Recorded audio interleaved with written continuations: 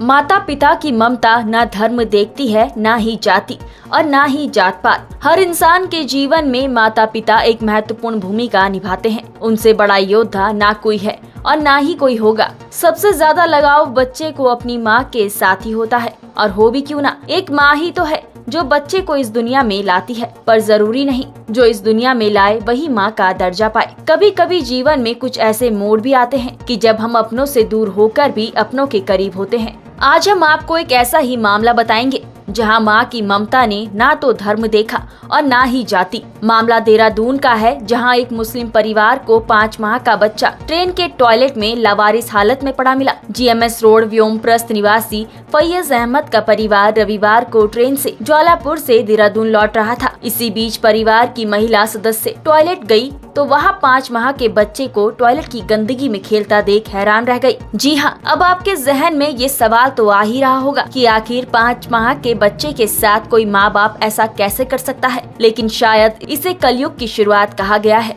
आपको ये जानकर हैरानी होगी कि जब महिला ने पूरे कोच में सभी यात्रियों से इसके माता पिता के बारे में पूछा तो कोई सामने नहीं आया। अब आप सोच रहे होंगे कि ना तो उस बच्चे के माता पिता का पता चला और ना ही उसका, तो आखिर उस बच्चे का हुआ क्या होगा। तो आपको बता दें कि उस बच्चे को मुस्लिम परिवार घर ले गया है और उसका उपचार भी कराया गया है। साथ ही इंदिरा नगर पुलिस चौकी में इसकी सूचना भी दे दी है, लेकिन अभी तक कोई वारिस सामने नहीं आया है। फैयज अहमद का कहना है कि वैसे तो उनके परिवार में कई बच्चे हैं, लेकिन अगर खुदा ने इस बच्चे की परवरिश की जिम्मेदारी उन्हें सौंपी है तो वो इसके लिए भी तैयार हैं। और अगर कोई वारिस सामने आएगा तो पुलिस की मदद से जांच पड़ताल के बाद उन्हें बच्चा सौंपा जाएगा। इसलिए हमने कहा था कि जरूरी नहीं इस दुनिया में लाने वाली ही माँ का दर्जा पाए। माँ की ममता पाने के लिए जरूरी नहीं कि बच्चा उसकी कोख से ही जन्म ले। जहां हम लोगों ने इस युग में मुस्लिम समुदाय के लोगों के लिए एक अलग ही छवि अपने मन में बनाई है, वहीं हमारी सोच को फैयज अहमद का परिवार आज गलत साबित करता नजर आ रहा है।